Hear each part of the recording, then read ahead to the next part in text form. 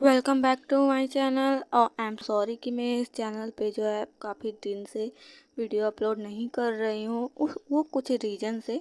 तो next chapter हम देखते हैं। यहाँ पे मतलब डिस्कशन से हो रहा होता है कि ये सीरियल मर्डर्स केस है और जो है यहाँ पे बहुत सारे तहकीकात किए गए हैं और ये मर्डर केस जो है वो हुआ है जो यहाँ पे जियोंग का उससे मतलब रिलेटिव मतलब कितने लोगों का पास्ट में मृत्यु मतलब मर्डर कर दिया गया होगा। तो यहाँ पे जो हान रहता है वो कहता है कि तो इससे पास्ट में रिलेटिव जितने पर्सन हैं वो ख़त्म कर दिए गए हैं। तो वो जो हिसू की फ्रेंड रहती है वो कहती है कि हाँ जो है वो मतलब कितने कंट्री कितने अलग अलग देशों में रहे होंगे और वो मतलब इधर उधर। और ये हिसू पे तो हम शक ही नहीं कर सकते क्योंकि वो 7 साल पहले ही ये कंट्री छोड़कर चला गया था। तो और फिर उसका जो है कुछ भी मतलब पता नहीं है। और जो है ये किल पहले तो उसकी मॉम की जो है मृत्यु हुई फिर उसके बाद जो है इसकी मृत्यु मतलब डिस्टेंस बताया जाता है। और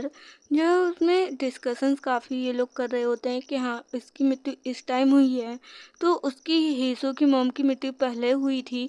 और उससे जितने रिलेटिव मतलब जितने गवाह बन रहे हैं उससे जितने भी रिलेटिव बन रहे हैं उन सबको ख़त्म किया जा रहा है।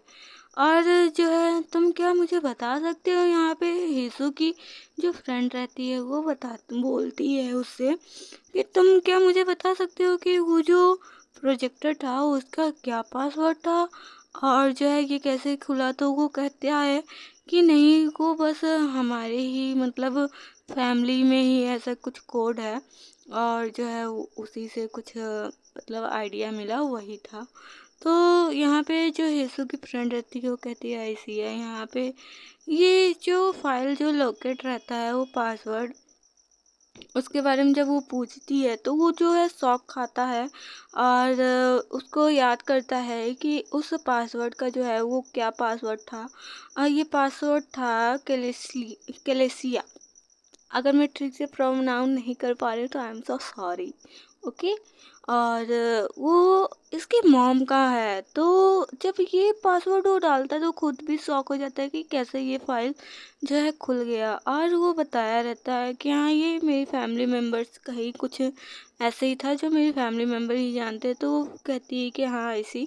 फिर उसके बाद जो है यहाँ पे हान कहता है कि ठीक है तो फिर जो है क्या मतलब इसके बारे में कोई बातचीत नहीं हो सकती। तो यहाँ पे चा के बारे में भी बात होती है कि जो चा रहता है वो पहले अनाथालय में था और फिर इससे मिला और फिर जो है उसका कनेक्शन हुआ। तो ठीक है मैं अब चलता हूँ तो जो भी खबर मिले तो मुझे बताना। ये कहकर जो है वो उस रूम से बाहर आ जाता है और उस रूम का जो डोर रहता है उसको बंद कर कर वो बड़ी शांति से खड़ा रहता है। उसे समझ में नहीं आता कि वो क्या करे। वो काफ़ी देर तक जो है वो सोच रहा होता है और जो है वहाँ पे ही खड़ा रहता है और काफ़ी सोचने में सोच बहुत ज़्यादा डिप्रेस होता जा रहा था। यहाँ पे बहुत ज़्यादा डिप्रेशन के बाद वो जो है बाहर चला जाता है और उसे जाते हुए जो यीशु की फ्रेंड रहती है वो विंडो के पास आ जाती है और उसे जाते हुए वो देख रही होती है। उसके माइंड में कुछ आने लगता है कि कुछ ना कुछ तो मतलब यहाँ पे वो छुपाया जा रहा है।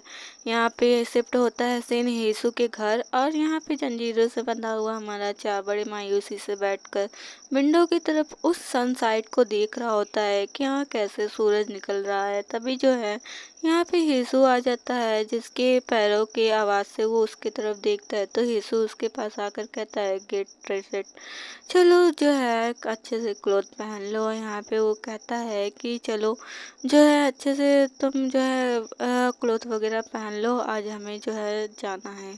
और जो है यहाँ पे वो बोलता है कि चलो आज हमें मतलब काफ़ी दिनों से हम बाहर नहीं निकले तो तुम भी कितने दिन से यहाँ पे हो तो चलो चलते हैं। तो यहाँ पे चा जो है गहरी सांस लेता है और गहरी सांस लेने के बाद वो कहता है कि I am good not really in the mood for a work.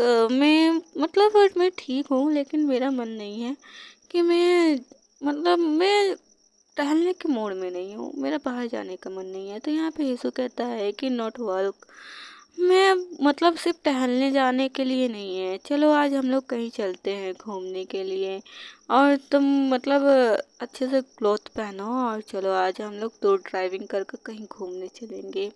और वो कहता है कि हम लोग कहीं मतलब कहीं और आना कहीं और जाएंगे घूमने, जिससे जो फीलिंग है ना वो काफ़ी फ्रेशली हो जाएगा और जो है अच्छे से हो जाएगा। तो ये बात सुनकर तो चा बिल्कुल चौंक जाता है और चौंकते हुए नज़रों से वो हेसू को देखने लगता है। जो हेसू रहता है वो भी उसे देखते हुए बोलने लगता है। हेसू बोलता है कि फाइनली जो है तुमने मुझे देखा। तो यहाँ पे जो हेसू रहता है वो कहता है कि चलो जो है तुम अपने हेयर ड्राई कर लो और जो है तुम अपनी जैकेट और एवरीथिंग जितना भी है सब कुछ पहन लेना, और काफ़ी दिन हो गए तुम्हें ऐसे ड्रेसअप होते देखने को। तो चाव उसे देखता रह जाता है। फिर वो सारे क्लॉथ लाकर हेसू उसे दे देता है और उसके लिए अरेंज भी कर देता है सारे उसके हिसाब से कपड़े। और यहाँ पे हमारा जो चाह है इतने दिनों के बाद सूट वूट में पहन कर निकलता है। और हेसू जैसे डोर ओपन करता है मेन डोर, तो वो पीछे पलट कर देखता है और कहता है कि ओ तुम्हें जो है इतने दिन के बाद जो है मैंने सूट वगैरह में देखा तो मुझे बहुत अच्छा लग रहा है और तुम बहुत अच्छे दिख रहे हो। और सच में हमारा चाह काफ़ी हैंडसम लग रहा होता है।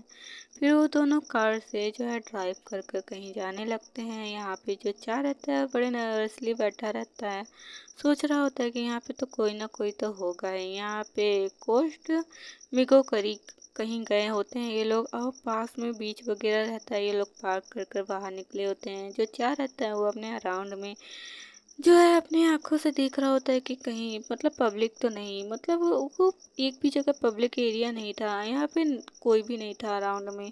और वो कहता है कि यहाँ पे कोई तो होगा, आसपास हाउस होगा अगर मैं कोशिश करूँ। ये कोस्ट मेगो करी मतलब यहाँ पे एक आध बार शायद मैं आया हूँ और जो है मुझे पता है, तो यहाँ पे मुझे अगर मैं कोशिश करूँ तो शायद किसी से हेल्प मिल जाए और मेरा गुड लक जो है वो काम कर जाए, शायद मेरी कोशिश कामयाब हो जाए और मैं मदद मांग सकूँ। तो यहाँ पे हेसु कि तुम ऐसा घूम नहीं सकते, तुम्हें शायद कोई पहचान जाए। तो यहाँ पे वो कहता है yes you are right but I am quite angry, मुझे भूख लगी है, क्या तुम कुछ उसका इंतजाम कर सकते हो? मैं कुछ खाना चाहता हूँ, मुझे बहुत ज़्यादा भूख लगी है।